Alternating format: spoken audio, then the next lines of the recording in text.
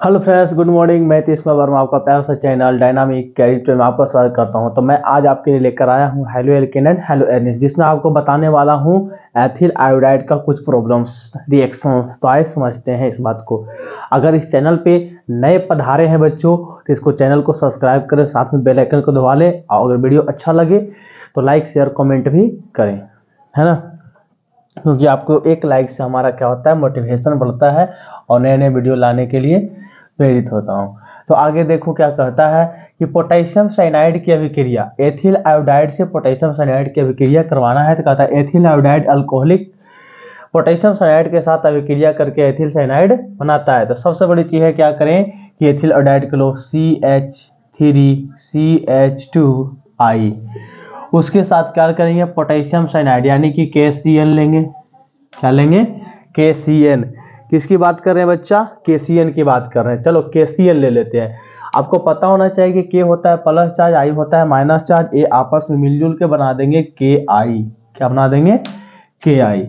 तो KI कहने का मतलब होता है पोटेशियम आयोडाइड, और साथ में ये दोनों मिलकर के बना देंगे एथिल साइनाइड CH3CH2CN।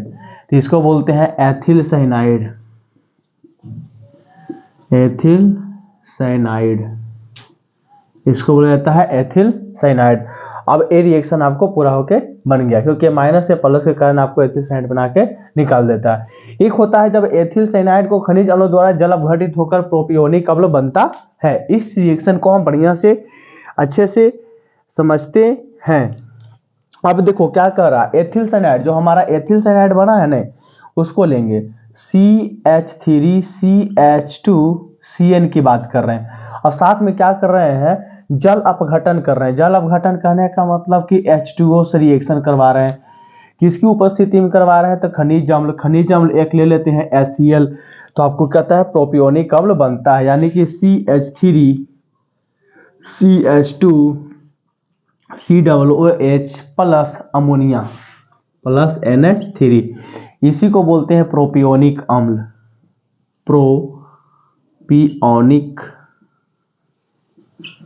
प्रोपियोनिक अम्ल बोलते हैं इसको। इसको बोलते हैं अमोनिया।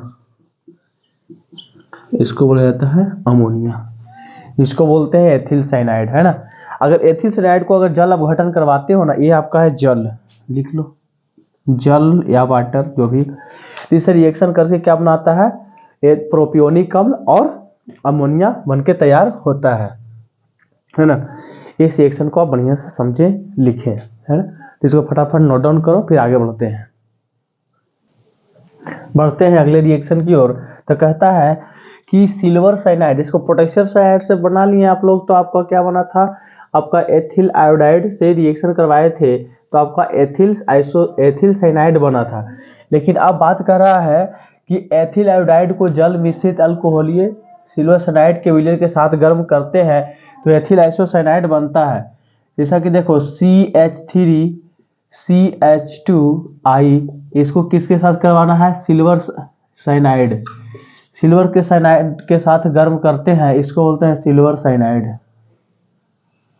सिल्वर साइनाइड, इसको बोला जाता है सिल्वर साइनाइड, है ना।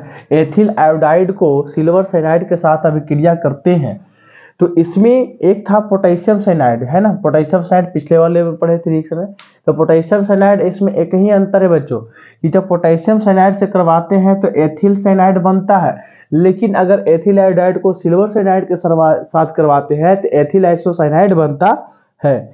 इस रिएक्शन को लिखते हैं जैसे कि CH3CH2CN के बजाय, देखो इसको बोलते हैं साइनाइड, लेकिन अगर NC लिख दिए, NC, इसका मतलब हो जाता है आइसोसाइनाइड। अगर NC को हम एक तरीका से और लिख सकते हैं, एक डॉट बॉन्ड, इस तरीका से आप लिख सकते हैं। इसको बोलते हैं AgI। ये होता यूं है कि I यहाँ से और Ag यहाँ से, तो बना दिया AgI, सिल्वर आयोडाइड बना दिया इसको, सिल्वर आयोडाइड। इसको बोलते हैं एथिल आइसोसाइनाइड।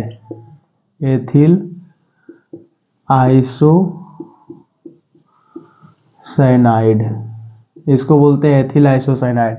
यानी कहने का मतलब ये हो गया कि अगर CN लिखा हुआ है तो इसको बोलते हैं साइनाइड, CN को साइनाइड बोलते हैं, लेकिन MC को बोलते हैं आइसोसाइनाइड, आइसोसाइनाइड।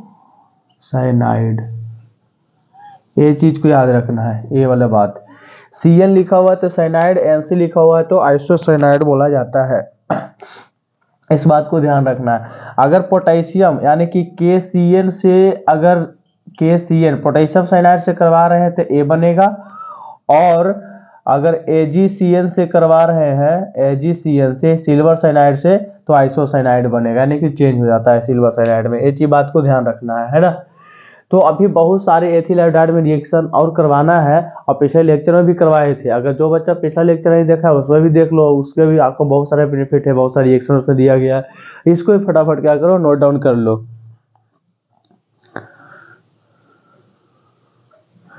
है ना। इसको भी फटाफट क्या करो, नोट डाउन कर लो। तो फिर बढ़ते हैं अगले रिएक्शन की ओर, लेकिन इससे पहले इस लेक्चर में इतना ही रहेगा। नेक्स्ट रिएक्शन नेक्स्ट लेक्चर में आपको लेकर आएंगे। तो पढ़ते रहें, आगे बढ़ते रहें। थैंक यू, धन्यवाद।